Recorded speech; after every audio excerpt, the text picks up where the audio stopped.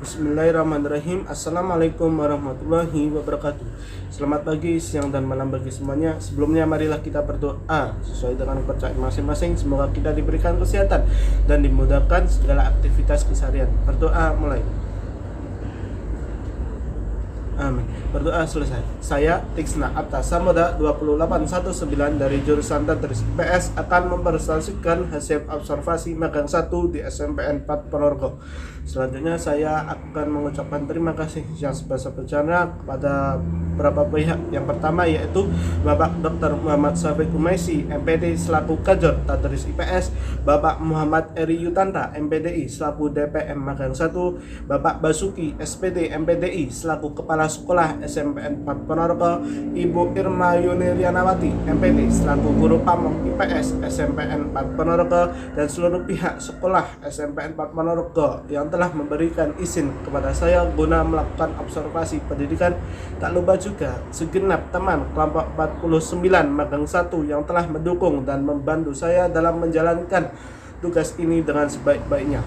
Magang 1 ini dilaksanakan selama 1 bulan dengan kegiatan pengamatan 3 aspek penting dalam dunia pendidikan terkhusus dalam lingkup sekolahan, yaitu yang pertama kultur dan manajemen sekolah, perangkat pembelajaran atau RPP, dan ketiga aspek perangkat penilaian. Lembaga ini memiliki elemen sekolah yang sudah terstruktur dan sistematis. Hal ini terlihat dari visi misi dan moto sekolah yang sudah terpampang jelas. Visi sekolah yaitu berakhlak mulia, berprestasi, berbudaya, dan peduli lingkungan. Visi ini diaplikasikan menjadi 4 poin dalam misi sekolah.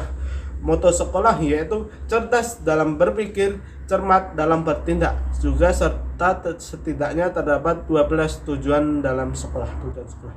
Tenaga pendidik dan kependidikan pada lembaga ini terdiri dari 1 kepala sekolah, 48 guru, dan 15 tenaga kependidikan.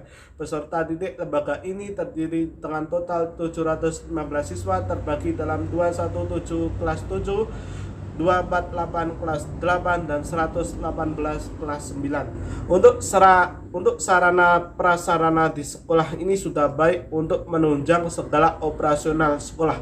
Setidaknya terdapat 3 fungsi dalam pembagiannya, yaitu ruang kerja, ruang organisasi, dan ruang pembelajaran. Selain itu juga terdapat ruang yang lainnya seperti masjid, kantin, dan kamar mandi. Prestasi pada lembaga ini sejalan dengan tujuan sekolah. Hal ini terlihat dalam perolehan yang mereka torehkan, tertidaknya dalam tingkat yaitu tingkat Kers dan Madiun maupun Jawa Timur. Prestasi-prestasi tersebut diraih karena terdapat tempat untuk siswa-siswi berproses melalui kegiatan pendukung sekolah. Setidaknya terdapat 6 kegiatan dalam lembaga ini, bisa dilihat dalam background yang telah ditampilkan. Selanjutnya kita akan membahas tentang kultur dan manajemen sekolah. Di bagian ini menjadi 2 bagian besar, yaitu pertama kebiasaan yang sedang dibudidayakan atau yang sedang membudidaya. Aspek yang kita amati ini seluruhnya terlaksana dalam lembaga SMPN 4 Ponorogo, mulai dari kebiasaan saat bertemu dengan guru, siswa, ataupun warga sekolah. Kedua yaitu komunikasi antara semua elemen warga sekolah, dan ketiga kerjasama antara guru, siswa, ataupun warga sekolah. Yang keempat upaya penerapan peraturan kedisiplinan sekolah. Yang kelima kegiatan ekstrakurikuler di sekolah ini siswa mengikuti, sedangkan ekstrakurikuler selama pandemi itu ditiadakan. Dan keenam yaitu semangat para guru, siswa, ataupun karyawan dalam mengikuti kompetisi. Bagian kedua yaitu upaya-upaya pembinaan guru dan siswa. Bagian kedua ini juga sama semuanya terdapat pada lembaga ini, yaitu pertama penggunaan identitas sekolah, yang kedua pedoman dalam pengelolaan administrasi, dan ketiga mekanisme pengelolaan administrasi, yang keempat yaitu tindakan yang diambil ketika terjadi pelanggaran di sekolah. Berikutnya mengenai perangkat pembelajaran.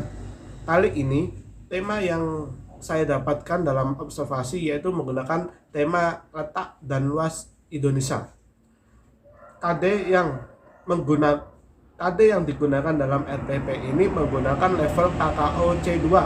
Dalam hal ini yaitu memahami kata kerja ini bertujuan untuk menyusun komponen dalam RPP seperti KD, IPK, dan tujuan pembelajaran. Dikarenakan RPP ini menggunakan dua versi dalam satu topik pembelajaran, maka disinilah letak perbedaannya, yaitu pada materi pembelajaran. Bisa dilihat di sisi kiri itu materinya lebih cenderung ke materi narasi, dan di sebelah kanan itu cenderung ke materi perhitungan. Inilah perbedaan di antara literasi dan numerasi. Model pembelajaran di RPP IPS itu menggunakan problem based learning and discovery learning, serta bahan pembelajaran guru IPS itu menggunakan buku paket K13 IPS kelas 7 dan link yang diberikan oleh guru. Berikutnya yaitu pada hasil observasi perangkat penilaian peserta didik. Yang pertama yaitu aspek kognisi. Saya ambil pendapatnya dari Taksoni Bloom. Di sini itu terdapat 6 tingkatan pada aspek kognisi, dan menurut pengamatan penulis itu rata-rata semuanya tercapai dalam proses pembelajaran, mulai dari pemahaman, pengetahuan, penerapan, analisis, sintesis, dan kreativitas. Aspek kedua yaitu aspek afeksi.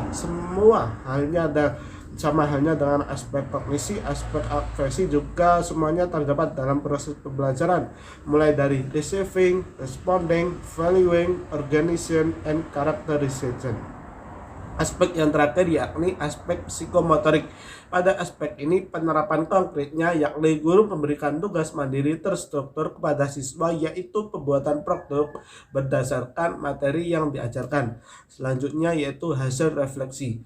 Pada kultur dan manajemen sekolah itu sudah terjalan baik dari kebiasaan serta pembinaan guru dan siswa. Pada perangkat pembelajaran, guru menggunakan dua RPP yang berbeda dalam satu topik pembelajaran. Walaupun berbeda, keduanya saling bersinggungan.